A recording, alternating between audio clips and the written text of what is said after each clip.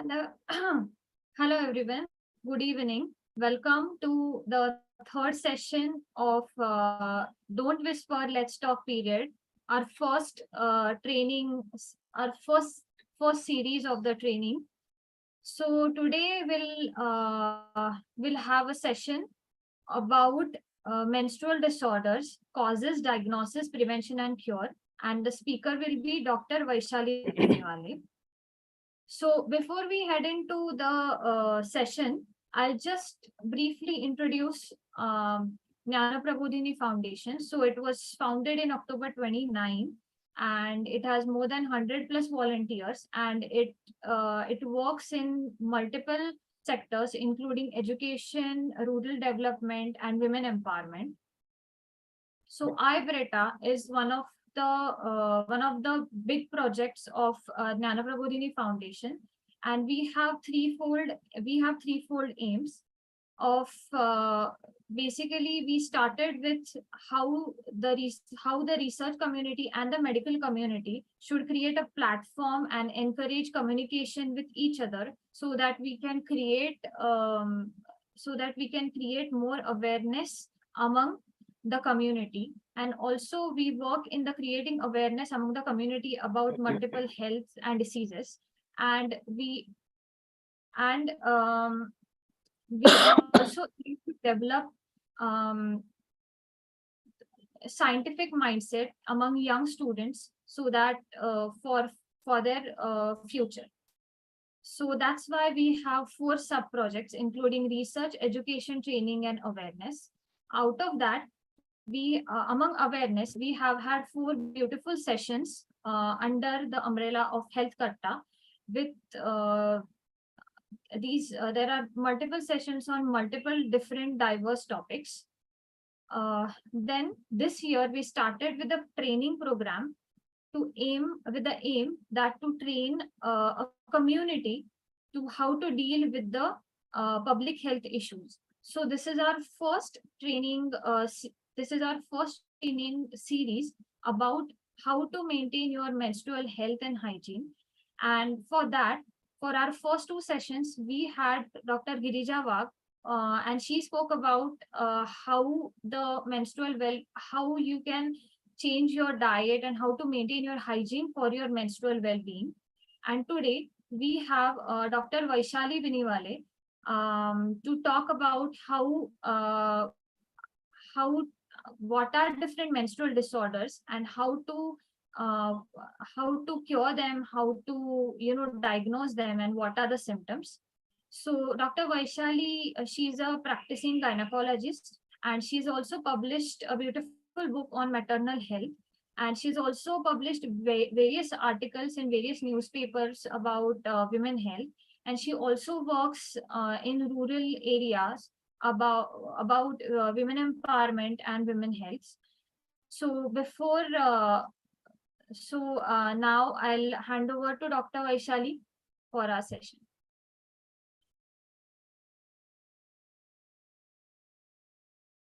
So good evening, everyone. Am I audible? Yeah. So thank you, Mrunmayee. Thank you, Kshitij. Thank you, Jnana Prabodhini Foundation's iBRETA initiative for inviting me here. And today I'll be speaking on menstrual disorders, causes, diagnosis, prevention, and cure. Can I share my slides? Yeah. Yeah, just a second.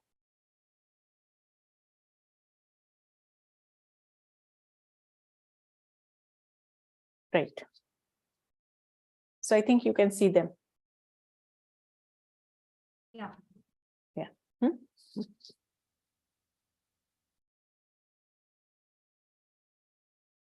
Right. So we'll be talking about menstrual disorders, causes, how to diagnose them, how to prevent them, and how to cure them. As most of you know, that menstrual disorders are the commonest problems women face across the world. But unfortunately, most of the times it is either underreported or it is ignored. It is considered as normal or something not to be talked about. And therefore, women really suffer because of these menstrual disorders. Menstrual cycles, we all know this, but menstrual cycles are regulated by complex interaction of various hormones. And these hormones are gonadotropin releasing hormones from hypothalamus, FSH, LH, that is gonadotropins from anterior pituitary, and various ovarian hormones like estrogen, progesterone, and other hormones like thyroid or prolactin. Now, any disturbances in these hormonal levels are going to cause menstrual disorders. So what menstrual disorders we can come across? The commonest type is change in pattern of the menses. So normally there is a pattern for normal menses, but if there is change in pattern, we will have menstrual disorders. So it can be irregularity of the period, that is irregular menses, which can come frequently, or they can come infrequently, or the cycle length will be more. There can be amenorrhea, that is no period at all. Periods can be heavy or they can be scanty menses. Sometimes the bleeding is prolonged for more than 7 days, or sometimes even there can be intermenstrual bleeding. Periods can be painful sometimes, or few women actually experience some symptoms or some issues before the period, which is commonly called as premenstrual syndrome.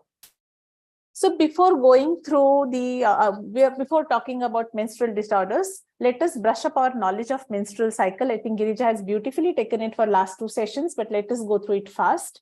So we all know that average length of menstrual cycle is around 28 days, but it can range any time from 21 to 35 days. Now this menstrual cycle has got 2 phases. First is follicular phase, that is proliferative phase for uterine cycle, and the second is luteal phase, that is secretory phase of uterine cycle. Now see, if you see the chart, there is a follicular phase. In between follicular phase and luteal phase, there is ovulation. So follicular phase usually starts on day 1 of the period and it lasts for about 14 days, that is until ovulation occurs. And what happens in follicular phase, it basically the initial part of follicular phase, there is bleeding or menses or menstruation, which is nothing but shedding of the endometrial layer of uterus through vagina along with blood. Now, normally menses will last for around 3 to 7 days. Why follicular phase starts? It is because of the decline of estrogen and progesterone, which occurs in the previous phase. They will cause increase in GnRH pulsatile secretion by hypothalamus. This will increase secretion of follicular stimulating hormone by anterior pituitary, which stimulates growth of ovarian follicle. This is called as folliculogenesis. So folliculogenesis occurs in follicular phase, and during each cycle, usually one follicle will mature into an egg. During this phase, endometrium, that is uterine lining of the uterus, inner lining of the uterus will become thick as a step in preparation of pregnancy, and this is called as proliferative phase in the uterus. Now, nearing end of the follicular phase, there is increase in levels of FSH, that is follicular stimulating hormone and luteinizing hormone. Sudden increase in LH hormone, which is called as LH surge, will cause release of oocyte from ovary, that is ovulation. You can see in the picture that now here the egg is getting released from the ovary. After ovulation, egg can survive for 24 hours. During this period, it enters the fallopian tube and it travels towards the uterus. Now, if sexual intercourse occurs during ovulation time, fertilization occurs and pregnancy is conceived. If there is no sexual intercourse, luteal phase will start, and this luteal phase, even if there is sexual intercourse, after ovulation, luteal phase will start, and this luteal phase is usually constant. It is for 14 days. Now, in this luteal phase, the corpus luteum in the ovary, that is from where the egg has been released, that corpus luteum will produce progesterone hormone. And this progesterone hormone causes secretory changes in the uterus, that is secretory changes in the inner lining of the uterus, and it makes it more receptive for fertilized egg. Now, if pregnancy occurs, corpus luteum continues to secrete progesterone, which is necessary for maintenance of pregnancy.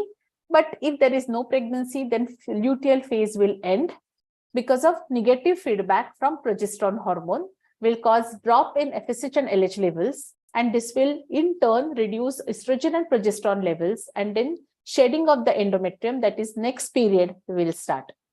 Now, this is a schematic representation of menstrual cycle. Here you can see in the follicular phase, there are developing follicles in the ovary.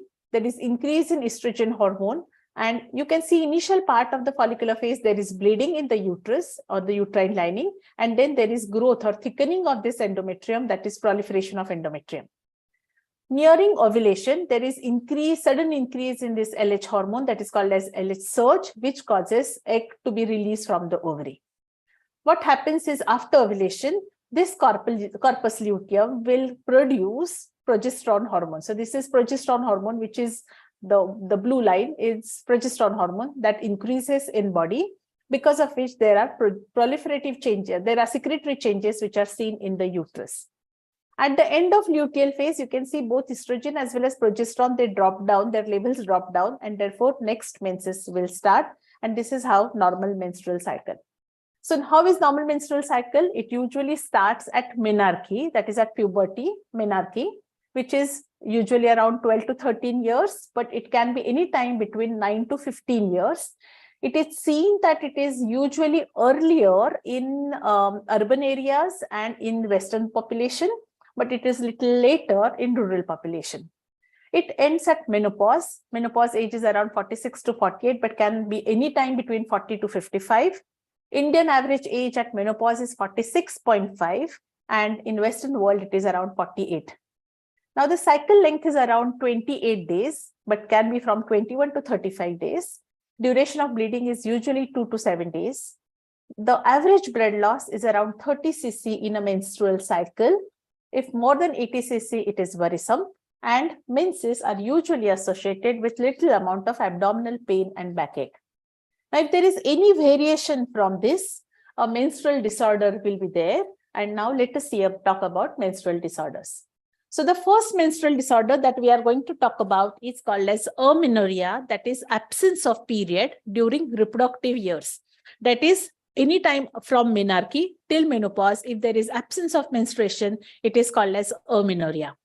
Amenorrhea can be physiological, that is, it can occur during pregnancy and lactation, or it can be pathological, that is problematic disease, which can be primary amenorrhea or secondary amenorrhea. Now, what is primary amenorrhea? That is failure of initiation of periods till the age of 15 years. That is, girl is of 15 years until now she has not started with her period. It is called as primary amenorrhea. And a secondary amenorrhea is the lady was previously menstruating and now there is stopping of periods. That is secondary amenorrhea. Now, why amenorrhea occurs? We know this is HPO axis, where hypothalamus will release GnRH hormone. It acts on anterior pituitary to produce FSH and LH hormones, which act on ovaries to produce sex hormones, that is estrogen, progesterone, and they will act on uterus to have normal menses. Now, if there is any disturbance in this HPO axis, it will cause amenorrhea or other menstrual disorders. And another reason why it can happen is abnormality of reproductive organs can also cause amenorrhea. Now, what are the causes of primary amenorrhea? That is, girl is of 15 years of age and she has not yet started period. The causes can be hypogonadotropic hypogonadism. Don't go by this difficult word. You don't have to understand, but the only meaning is, in hypogonadotropic hypogonadism, sex hormones, that is estrogen, progesterone, or hormones which are secreted by ovary are either not produced by ovary or they are produced in very little amount. Now, because of that, what happens that one thing is secondary sexual characters, that is breast development or an axillary and pubic hair are not developed. That is one thing. And second is the girl is not going to get periods. Now, when this happens, it can be because of various genetic disorders, like genetic disorders can be Turner syndrome. Now, this Turner syndrome is a chromosomal problem where there is only one X chromosome. It can be in androgen insensitivity syndrome, where actually genotypically the person is male, but because there is resistance to androgen, this person till now is brought up as a girl. And only at puberty, when the girl won't get her period, it is diagnosed that she has androgen insensitivity syndrome. Sometimes there can be damage to brain part like hypothalamus, pituitary from either injuries, tumors, surgery, infection, or radiation, and this will cause amenorrhea. Few endocrine disorders like polycystic ovarian syndrome or thyroid will also cause amenorrhea. There can be sometimes congenital abnormalities of genital tract. That means what? The one thing is there can be problem for outflow of the blood. There is some obstruction in the outflow of the blood. So there can be imperforate hymen. So this is normally the hymen which has got a hole in it. If there is no hole or it is imperforate, then the bleeding will occur, but it will be accumulated in the vagina and it will never be seen as a period. Second is there can be vaginal septums. So transverse vaginal septums can be there, which will again obstruct blood. Or sometimes the vagina is not formed at all. So even if there is a period, the bleeding is collected inside the uterine cavity and there is backflow of the blood, but it cannot come out. So this is something which needs to be immediately diagnosed and treated. Otherwise, it can give rise to backflow of blood, infections, adhesions, and so on and so forth. Sometimes there can be Mullerian oogenesis, that is Amenorrhea syndrome, Mayer-Rokitansky-Kustenhauser syndrome, where uterus is not developed. So ovaries are developed, ovaries are functioning well. So girl till now is properly developed. There is breast development, pubic hair, axillary hair, but there are no periods. Now, if there is no uterus, there is no possibility of period. Can this be treated? Yes, this can be treated nowadays either by creating a vagina, artificial vagina here, which will be useful for sexual function. Or the second thing is, if this lady is interested in pregnancy, we can go for surrogacy, or nowadays you must have heard about uterine transplant. So that is what is the treatment for Amenorrhea syndrome. Now, secondary amenorrhea, whenever occurs, the first thing that we have to rule out is pregnancy. So any lady who was menstruating properly and now she has suddenly got no menses or amenorrhea, then we have to rule out pregnancy.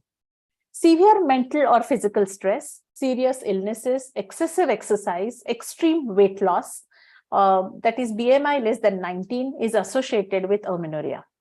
Sometimes uterine infections or genital infections like tuberculosis or intrauterine scars, that is scars or adhesions inside the uterus, will damage the uterine lining and therefore there is no period. Endocrine disorders like polycystic ovarian syndrome, thyroid disorders, disorders of pituitary gland or adrenal gland will also cause amenorrhea.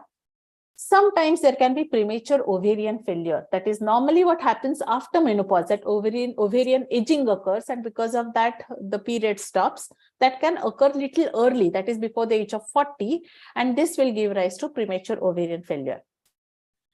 Taking a few medicines itself can cause amenorrhea, like taking of hormonal pills continuously, injections, devices used for contraception, that is not to get pregnant, sometimes can give rise to amenorrhea. Or hormonal treatments which are used for gynecological disorders like endometriosis, which we'll be discussing later, can cause amenorrhea. Medicines which are given like antidepressants or antipsychotics, they can give rise to prolactin hormone disturbance and therefore amenorrhea. And chemotherapy, radiation, which is given for various cancers, can also cause amenorrhea. So what are the symptoms? Symptoms will vary as per the cause. As you have seen, that if the patient is of hypogonadotropic hypogonadism, abnormal genetic, then there won't be any secondary sexual characters which are developed. If there is prolactin excess, then there can be problems like headaches, vision problems, or breast secretions. In endocrine problems like PCOS or adrenal hypersecretion, there can be hair loss or excessive hair growth or acne and obesity. And in cryptomenorrhea, that is whenever there is obstruction to outflow, there can be cyclical abdominal cramp. That is, girl is getting abdominal cramp every month, but there is no actually bleeding. How will we investigate these patients? One is by hormonal assess to rule out that there is no hormonal problem. Like we will be checking thyroid hormones, we'll be checking prolactin hormone and so on and so forth. We should do pregnancy tests as we have already discussed. If we are suspecting genetic abnormality, then we have to do chromosomal studies, and sonography, MRI or CT scan will be done to know the anatomy of reproductive system and well-being of reproductive system. What is management? How is it is managed? The most important thing is healthy lifestyle changes, because most of the hormonal problems or amenorrhea because of stress, because of excessive exercise, because of excessive weight loss will be managed by healthy lifestyle changes. There should be balanced diet, regular exercise, not excessive exercise, adequate rest. We have to manage the stress. Now, hormonal disorders of like pituitary, thyroid, polycystic ovarian syndrome, or premature ovarian failure will be treated by hormones. And there can be surgical correction can be done for genital tract if there is problem with uterus, or if there are problems with vaginal tract. The most important thing is when to report. So first, most important is no menses till the age of 15 years, you have to go and visit the doctor, because there are few cases we need to be diagnosed as early as possible. Now, if there is cyclic abdominal pain in spite of no period, you have to go take your daughter to the, or you have to go to the doctor and get yourself checked. In women with regular menses, if there are no periods for 3 months, and in women who have irregular periods, but now no periods for 6 months, should report. And amenorrhea with any other symptom which will indicate the thyroid dysfunction or pituitary dysfunction should go, whatever symptoms we have discussed, should visit the doctor. So this was about amenorrhea. Now we are going to discuss the most common menstrual disorder, that is irregular periods. In irregular periods, menstrual cycle frequency is not constant. So it can be frequent period, like polymenorrhea, which comes before 21 days, or it can be infrequent period, that is oligomenorrhea, where the cycle length is more than 35 days. Sometimes there can be intermenstrual bleeding, that is in between two menses, there can be bleeding in between. Physiologically, it can occur at the time of ovulation, which is considered as normal, but it is usually for 1 or 2 days, it is minimal bleeding, maybe sometimes associated with pain at the time of ovulation. Sometimes there can be postcoital bleeding, that is bleeding after the intercourse, sexual intercourse, that usually indicates some cervical pathology. Now, what are the causes of irregular menses? Irregular menses are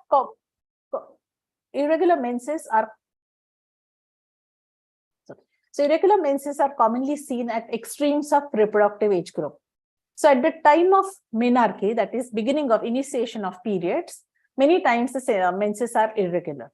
Why? This is because the HPO axis, that is hypothalamo-pituitary-ovarian axis, is still immature, because of which ovarian cycle is not well established, and because of which you tend to get irregular periods.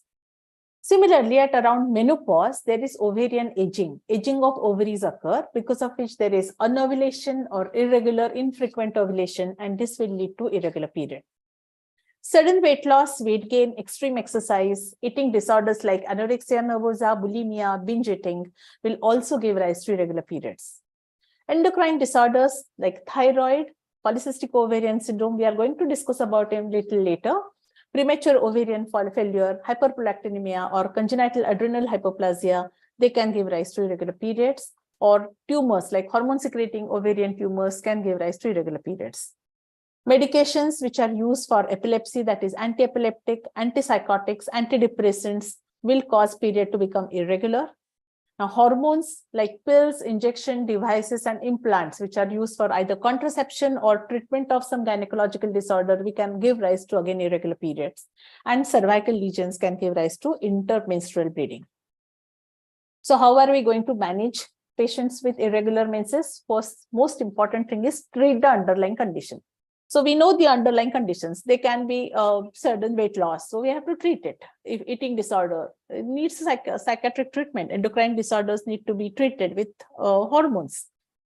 Second is doing a regular exercise, reaching moderate weight, and having good diet usually helps. And in those girls who are not getting results with this lifestyle management, we have to go for hormonal treatments. Now, when to report when you have irregular periods? Irregular and infrequent, that is coming infrequently periods when not at extremes of reproductive age. That is not at the time of menarche and not at the time of menopause, but in between. If you are getting irregular, infrequent period, get yourself checked. We need to find out the cause. If you are getting frequent periods, especially with heavy bleeding, anytime, whether it is menarche, whether it is menopause, it is necessary to contact the doctor. Intermenstrual bleeding or postcoital bleeding, necessary to report. And if there are associated symptoms like weight gain or weight loss, facial hair, obesity, headache, water retention, which indicate hormonal problem, we should meet the doctor. You should meet the doctor, because then it can be diagnosed and treated. Now, another very important menstrual disorder is heavy menstrual bleeding, that is excess bleeding at the time of periods. It is also called as menorrhagia. Or it can be prolonged bleeding. That is, normally we said the bleeding lasts for 2 to 7 days. So if bleeding is more than 7 days, it is called as prolonged bleeding. Now, what is heavy bleeding? Because many times girls are confused, women are confused whether my bleeding is normal or it is heavy. So blood loss, which is more than 80 ml, we will be calling it as heavy menstrual bleeding. So girls who or women who are using cups, menstrual cups nowadays, they can actually check the amount of bleeding. But those who use sanitary napkins, how to find out? So if they have to change sanitary napkin every 2 hours, or they have to change it at night, they have to use 2 or 3 sanitary napkins at one time, or they are passing large clots, that indicates that you have heavy bleeding. Heavy bleeding many times is associated with pains or cramps. So what are the causes of heavy menstrual bleeding? It can be uterus-related causes, it can be hormone-related causes, or other causes. So what are uterus-related causes? One of the commonest reason why you get heavy menstrual bleeding is fibroids. Let us talk about fibroids first. So what are fibroids? Fibroids are benign tumors of the uterus. They're very common. The incidence is around 20 to 30%. So 20 to 30% women have fibroids. They're hormone-dependent tumors, and they're very commonly seen in reproductive age group. Now, their symptoms will depend on what is the size of the fibroid and where it is located. Now, in the picture that you can see here, you can see this is subserous fibroid, that is fibroid which is going away from the cavity of the uterus. This is cavity of the uterus. It is going away from the cavity of the uterus. So even if it is big, it is going to give less symptoms. It can be intramural, that is inside the muscle. Now, it is going to cause problems like heavy bleeding or, more importantly, painful period. Sometimes it can be submucous, that is going towards the cavity of the uterus. It is disturbing the cavity. Now, these are the women who are going to have heavy period. They are going to have painful periods, or sometimes it can be pedunculated polyp-like fibroid. So these fibroids are going to cause more problems, even if they are small in size. But serosal subserous fibroid will have less effects unless it really increases in size and gives pressure symptoms to other organs. What are the symptoms? Symptoms, sometimes it is accidentally diagnosed. That is no complaint, but it is on routine sonography or sonography which is done for some other reason, it is diagnosed. Or it can cause heavy, prolonged or painful menses. Sometimes it can give rise to pressure symptoms on surrounding organs, and it can give rise to heavy menstrual period. How it is diagnosed? It is usually done by, diagnosis will be done by sonography, and treatment, if there are no symptoms, no treatment. If there are symptoms, then we have to treat them either medically or surgically. Medical will be maybe non-hormonal treatment. So if you have heavy bleeding, you can give treatment for heavy bleeding. If you have pain, then you can give treatment for pain. So, or it can be hormonal treatment to reduce the size of the fibroid. Surgical treatments will include myomectomy, that is removing of the fibroid, specially done when a woman is interested in childbearing and this fibroid is going to cause problems for childbearing, then myomectomy is done. And the last resort, if fibroid is too big in size or it is causing too many problems, not getting relieved by medical treatment, then we go for hysterectomy. So what are the other causes of heavy menstrual bleeding along with fibroid? It can be polyp, that is, it is endometrial overgrowth, I would say, and it causes heavy period or painful period. Around perimenopausal age, that is nearing the age of menopause, because of dominant estrogen hormone or imbalance between estrogen and progesterone or unopposed estrogen action, there can be hyperplasia changes in endometrium. These are pre-cancer conditions. So what happens is the layer, that is endometrial lining, becomes thick. There can be sometimes cystic changes, and this is responsible for heavy period. If there is unopposed estrogen action and if this hyperplasia progresses, sometimes at later age, it can be converted into CA endometrium, that is endometrial cancer. So it is very important that whenever heavy menstrual bleeding occurs around perimenopause, that is nearing menopause, we have to investigate, diagnose it, and then treat it accordingly. Sometimes IUD, that is intrauterine devices like copper T, they can cause heavy menstrual bleeding because they act as a foreign body inside the uterus. So uterus, it gives rise to more bleeding, more pain during period. There can be inflammatory reaction which is produced inside the uterine cavity. And cervical lesions like cancers can give rise to heavy period. Now, hormone-related causes can be again polycystic ovaries or thyroid, and there can be sometimes bleeding disorders like clotting problems or bleeding disorders which are responsible for heavy menstrual bleeding. So how are we going to diagnose? Whenever there is heavy menstrual bleeding, we do basic blood tests like hemoglobin, that is hemogram, because many patients have anemia because of heavy menstrual bleeding. We also do coagulation profile to rule out clotting problems, and we do hormonal assays to rule out hormonal problems. Usually pap smear or HPV testing is done to rule out cervical lesions. Sonography will be able to tell us something about polyp or fibroid or even malignancies. Whenever a patient who is perimenopausal and she has heavy menstrual bleeding, we go for endometrial biopsy. That is, we take biopsy from endometrial lining of the uterus. That can be done in two ways. One is PIPL, which is done in the OPD. It's OPD procedure, where we take the sample and send it for histopathological examination. Or it can be DNC, commonly called as curating, which is indoor procedure. Now, we also can do hysteroscopy. There's a picture of hysteroscopy where here we can see in a hysteroscope, there's a nice polyp which is seen on this hysteroscopy. And if it can be used for diagnosis as well as treatment. Treatment of heavy menstrual bleeding will be correction of anemia, because most of the women will have anemia, so have to give injections or medicines.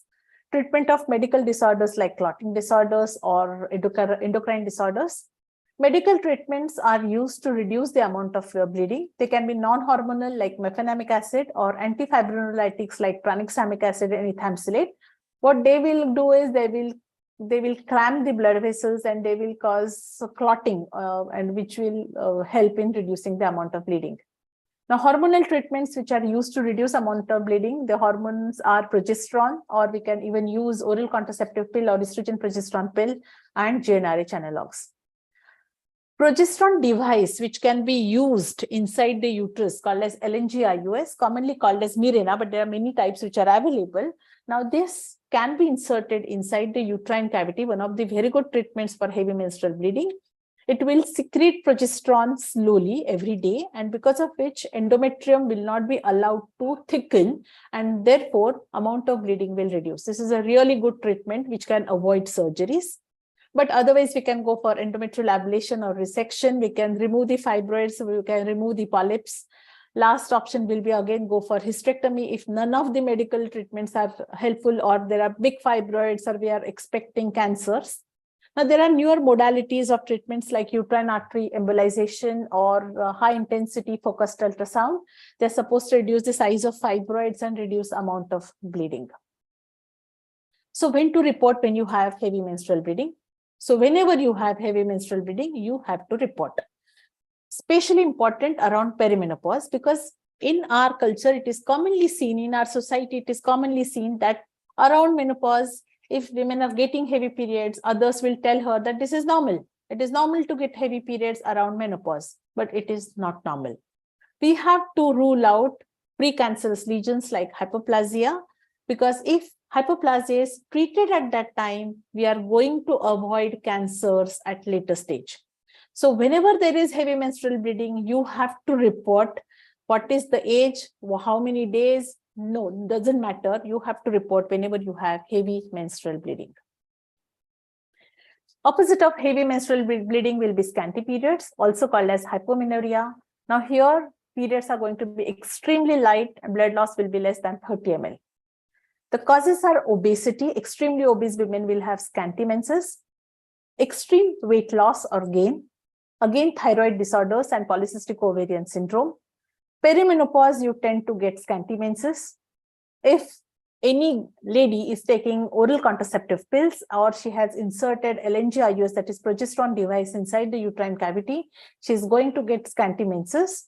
And medical disorders like anemia or genital tuberculosis will have scanty menses.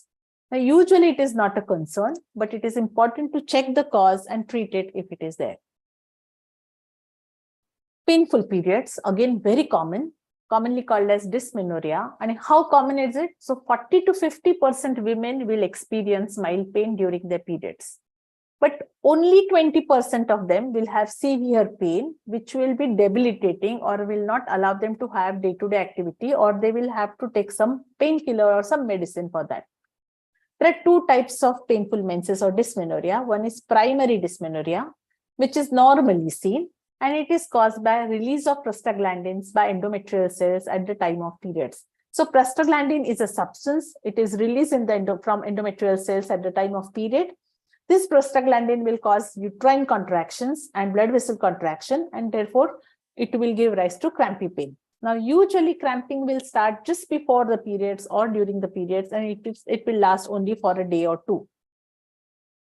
What is secondary dysmenorrhea? Secondary dysmenorrhea is something which is caused by disorder of genital tract. So there is some problem, there is some disease because of which now there is pain. It is usually severe and it lasts longer than menstrual cramps. What are the causes? The commonest causes are uterine causes like endometriosis. What is endometriosis? We'll just talk about endometriosis first. So here, endometrial tissue, which is normally there lining the uterine cavity, grows outside the uterus. So it is anywhere outside the uterus. It can be on the ovaries, on fallopian tubes, anywhere in the peritoneum. Now, usually during menstrual cycle, this endometrial tissue will thicken, and at the time of period, it will break down and bleed. So similarly, the tissue which is growing outside will also thicken. At the time of period, it will also break down and it will bleed. And because there is no outflow, it will be accumulated, and this will lead to cyst and adhesion formation. So what are the symptoms? Symptoms are heavy and painful periods.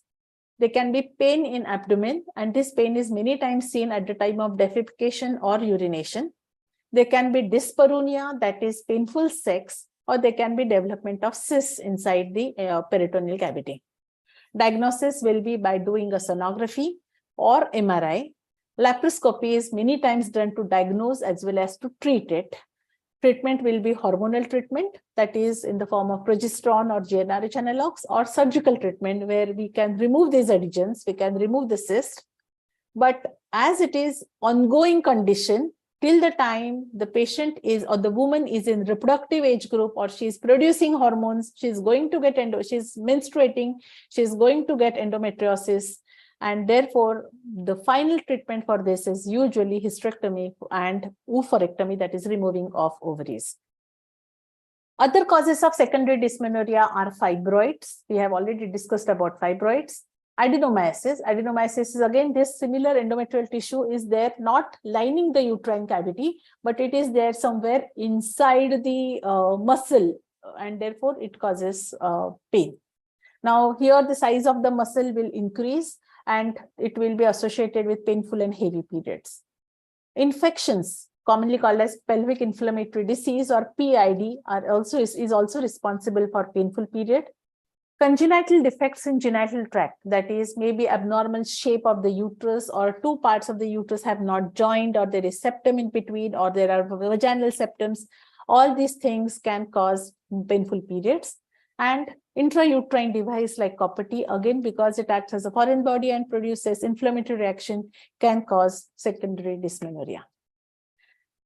So diagnosis, we have already said, is by sonography, MRI or laparoscopy. And treatment, if it is primary amenorrhea, then many times supplementation of vitamin D and magnesium helps.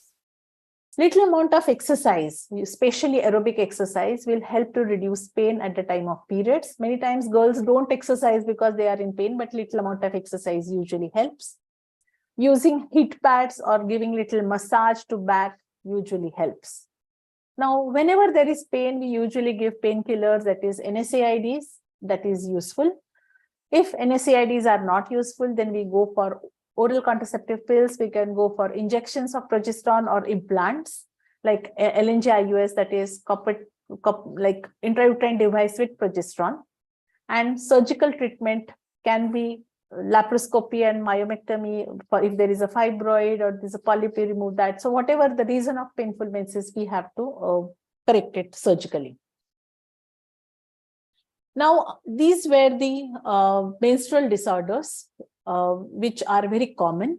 We are going to talk about two endocrine disorders, which are very much responsible for these menstrual disorders. First of it is polycystic ovarian syndrome, and second is thyroid disorders. So what is polycystic ovarian syndrome or PCOS or PCOS? It is commonly seen in reproductive age group, that is 15 years to 45 years of age. It is seen in around 15% of women, and usually multiple small cysts are seen in the ovary. Now you can see in the picture that this is what is normal ovary. You can see only few follicles. Now here you can see multiple cysts are there in the ovary. Exact cause of PCOS is not known, but it is seen that in PCOS there are high levels of androgen hormone, that is male hormone. This androgen hormone prevents ovulation, or it can cause infrequent ovulation or anovulation, and this results in irregular periods and ovarian cyst. Because of androgen hormone, there is excess hair growth on body and acne. There is also insulin resistance observed in polycystic ovarian syndrome women. Because of insulin resistance, there is increased insulin level. There is increase on androgen production, which prevents ovulation. Because of insulin resistance, these girls can later on develop diabetes, and it is commonly seen that obesity increases insulin resistance. Now, in polycystic ovarian syndrome, many times low-grade inflammation is also seen, so that can be one of the causative agents, and it is seen to be run in families. What are the symptoms? There are many symptoms. Commonest symptom is irregular periods.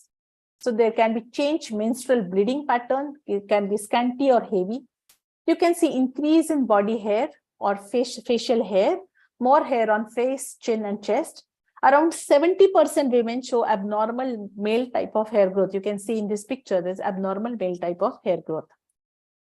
Because of androgens, there are more chances of having acne and oily skin, thinning of hair, and male pattern of baldness.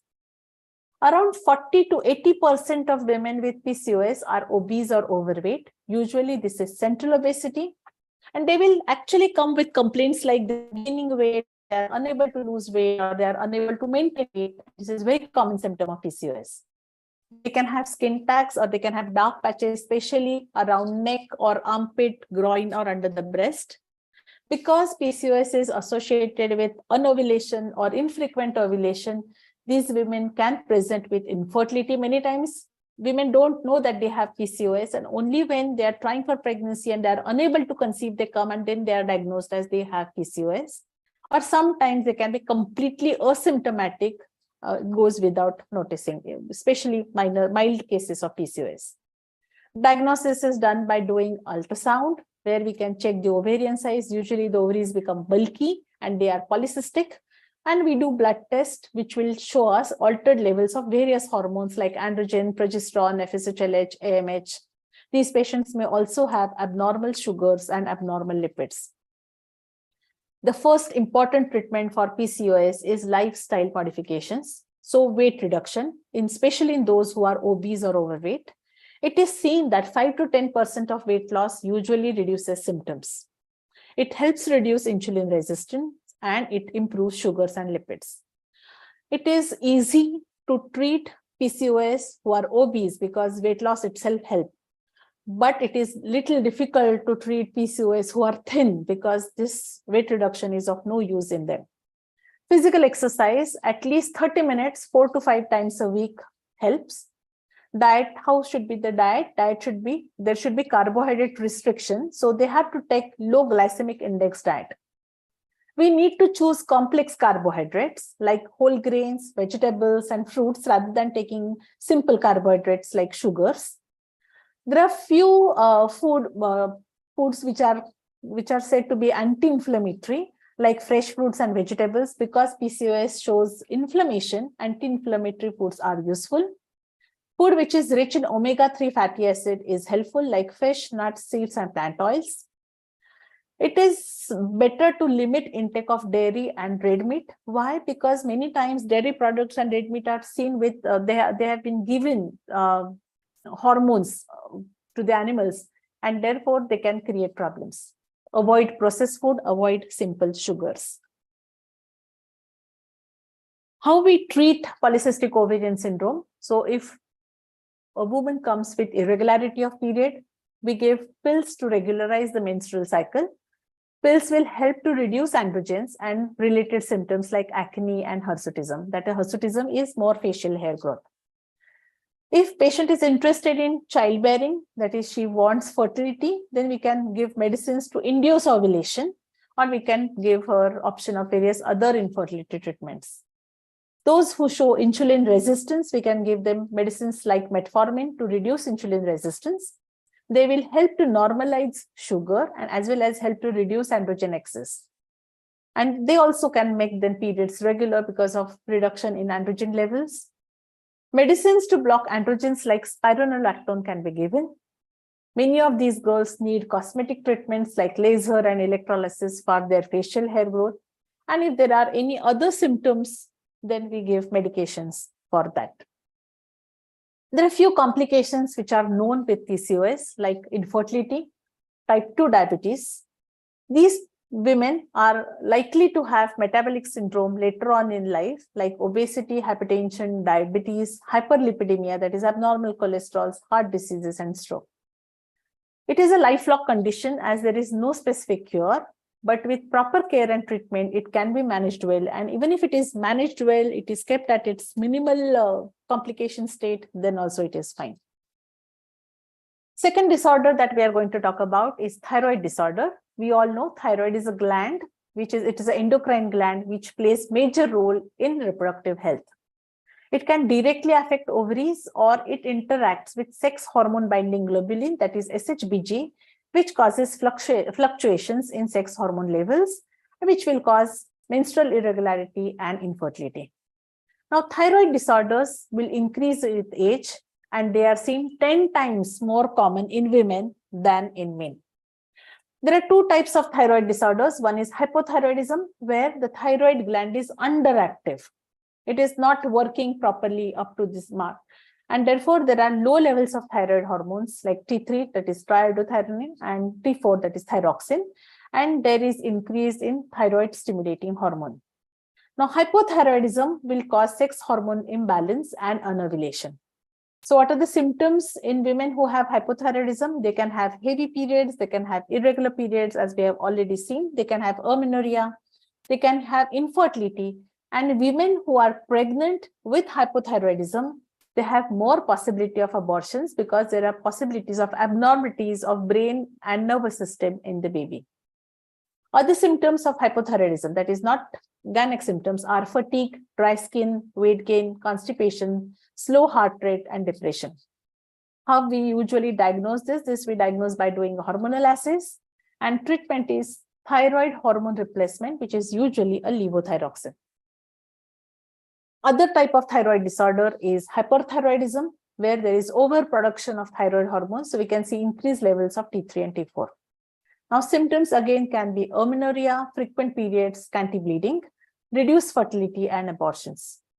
Other symptoms which are seen in hyperthyroidism are weight loss, irregular heart rate, sweating, irritability, restlessness, insomnia, that is inability to sleep, and diarrhea.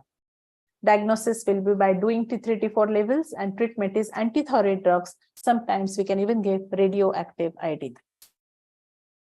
So to the last menstrual disorder now, that is premenstrual syndrome. Premenstrual syndrome is a group of physical, emotional signs and symptoms which occur typically in premenstrual phase. They usually start 4 to 5 days before menses, and they can last up to 4th day of menses. That is, they occur between ovulation and period. In premenstrual syndrome, we see many physical signs. We can see many emotional or behavioral symptoms. Now, physical symptoms are abdominal cramps. It can be bloating. It can be breast tenderness and heaviness. Weight gain due to fluid retention. Acne flare-up. Headaches or migraine. Fatigue, muscle and joint pains. Constipation or diarrhea. Various emotional or behavioral symptoms include mood swings, irritability, anxiety, depression, insomnia, appetite changes or cravings. You want to eat something specific, poor concentration, that is loss of libido, that is less interest in sex, social withdrawal is also seen. Now, sometimes these emotional or behavioral symptoms are of the tune of severe degree. Then we call it as premenstrual dysphoric disorder, that is PMDD. Now here, these emotional symptoms, which are severe, are seen along with marked depression, suicidal thoughts, and panic attacks. Now, what is exact cause of premenstrual syndrome is not known, but it is said that hormonal fluctuations, not imbalance, but fluctuations, and increased sensitivity to estrogen and progesterone level will cause premenstrual syndrome. It is also said that sudden drop of estrogen and progesterone will lead to premenstrual syndrome. It is seen that chemical changes in brain, that is fluctuations in few of the neurotransmitters like serotonin and norepinephrine, will give rise to premenstrual syndrome. So insufficient level of serotonin will give rise to depression or insomnia. This is very important because treatment with serotonin, with these drugs, which will increase level of serotonin, will help us to treat premenstrual syndrome.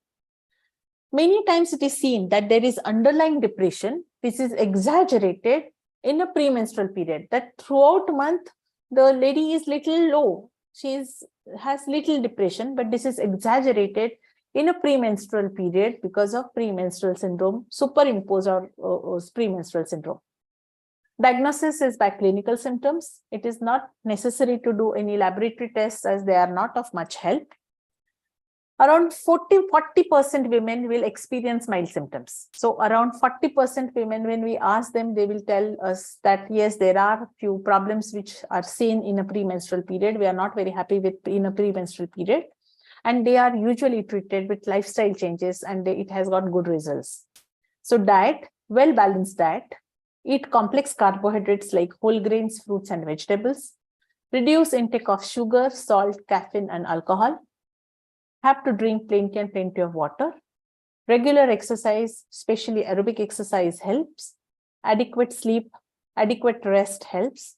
And we can do something to reduce stress like meditation, yoga, or hobbies. Around 20% women may have severe PMS symptoms to cause physical discomfort and emotional stress. These are the women who should visit the doctor for treatment. Now, we usually give them supplements like vitamin D, A, C, B complex, especially vitamin B6. Magnesium, calcium, zinc, and selenium help. And evening primrose oil has got very good effects in treatment of premenstrual syndrome. Sometimes we have to give hormones because, as we have seen, one of the reasons why women get premenstrual syndrome is because of the hormonal fluctuations. To reduce hormonal fluctuations, we can give hormonal treatment. Selective serotonin reuptake inhibitors like SSRIs or SNRIs, that is norepinephrine reuptake inhibitors like fluoxetine, sertraline, citalopram, paroxetine are useful, but only to be taken with doctors under doctor supervision. Now, if there is pain, headache, we can give analgesics. There is too much of bloating, we can give diuretics. So even if premenstrual syndrome is very common, most of the times I would say it is treated with lifestyle managements, but there are other things which are available which you should know about, because that is something which is going to help you to overcome this period. So I think this was the last slide. Thank you so much for your patient hearing. I think if there are any questions, I'm ready to answer, if there is time permits.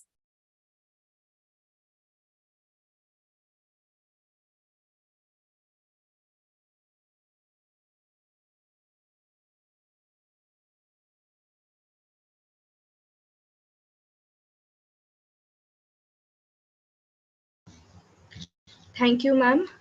You covered almost all points. There are some few questions. Yeah. Yeah. So the first question. I can see one question like after diagnosis of PCO and treatment, periods are regularized, but there are still issues with weight loss and PMS symptoms. What can be done? See, basically, because of in case of polycystic ovaries, it is very difficult to lose weight. That is, with the amount of exercise and diet, if a person who is, if a girl who is doesn't have polycystic ovaries, she can lose 5 kgs. A girl with polycystic ovaries can lose only 1 to 2 kgs. And this is because of the hormonal changes or insulin resistance. Now, usually what we do is, it needs to be a slow weight loss, but a consistent weight loss program. So you cannot lose weight in a month or two. Cycle regularity can be achieved in a month or two. If I start giving you hormones, cycle regularity will be achieved in first month itself. But losing weight and reducing other symptoms, like now facial hair. The facial hair, even if I'm trying to give some medicines, it takes at least 6 months to see the effects.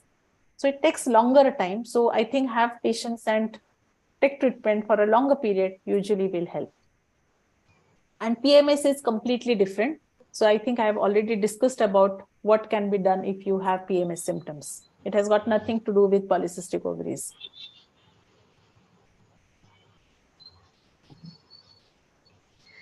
Second question is, what is white discharge and how to distinguish between abnormal and normal discharge? Okay. Now, white discharge, normally the reproductive system, that is uterus, cervix, and vagina, is lined by epithelium. I think you can understand this. So it is lined by epithelium, and these cells will secrete some mucus every day. So this discharge is necessary for lubrication of the system, and this is what is white discharge. Now, white discharge, if it is sticky, transparent, like mucus, it is normal. But if white discharge is, it is not transparent, not thin, it is greenish, yellowish, associated with foul smell or with itching, then it is, in most of the times it is infective, then it is necessary to go and visit the doctor. Now, white discharge around ovulation time is going to be more watery or more in amount. After ovulation, it is going to reduce. This is because of the physiological changes, because at the time of ovulation, why there is more white discharge? Because it allows entry of sperms inside the vagina or inside the uterus, and therefore there will be more discharge, more watery, thin discharge. As in second half of the cycle, there will be more thicker discharge, but it will be mucoid, transparent, and not thick, curdy white. If it is thick, curdy white or greenish, yellowish, it is infection.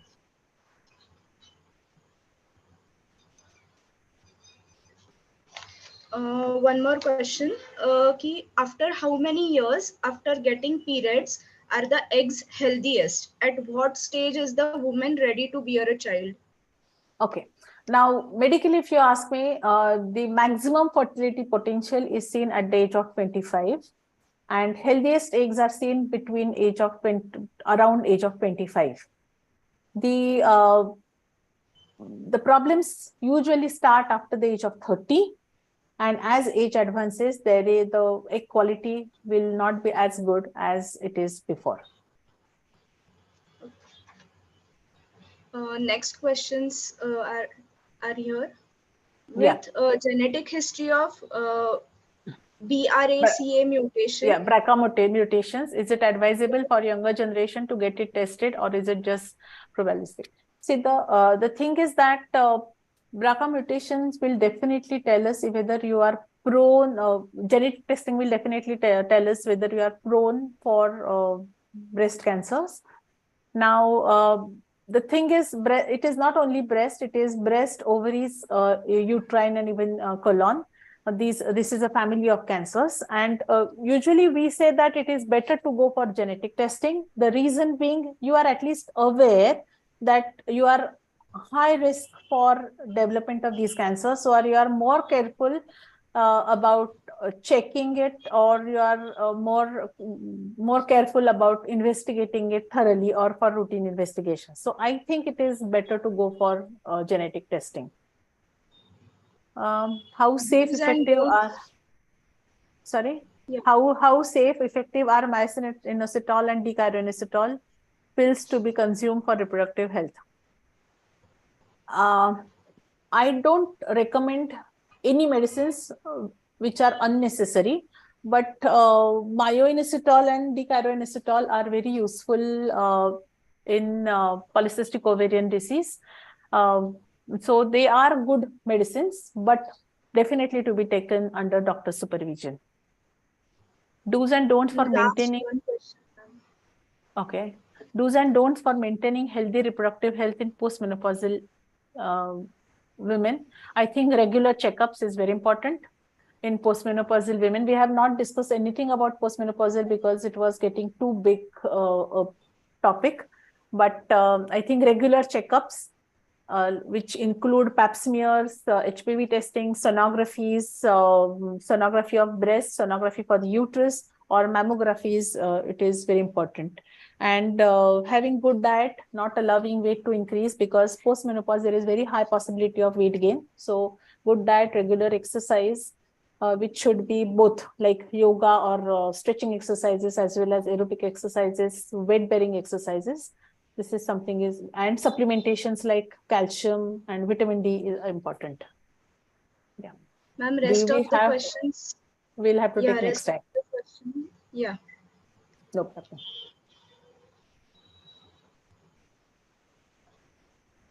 So Thank you, ma'am. Rest of the questions will be communicated to you. yeah. Yeah. Thank you so much, Mrunmayee, Kshitij, you for this opportunity. I hope it was up to the mark and whatever you wanted it is. Yeah, thank you, ma'am. It was a wonderful session, and I think I'm speaking for everyone here that there are so many problems or problems that we didn't know. It was just basic that, period cramps and there's a heavy bleeding or low bleeding or these problems. But thanks that we know more now and we are more aware, and we'll keep checking ourselves and we keep observing ourselves so that, if we have any of these problems, we can communicate with the doctors. So this was our third session. So for the next session, Dr. Vaishali will be here on the 17th of June, and then we'll have exclusively for the questions, any questions that you have, and you can directly talk to her, you can directly ask questions, and we'll have a nice discussion on the 17th June with her on any questions. So I would like to acknowledge Jnana Prabodhini Prashala Alumni Foundation and mainly Jnana Prabodhini Foundation and our amazing team that we put together this series. And thank you all for joining us, and please do join on the 17th June for our last session. Thank you. Okay.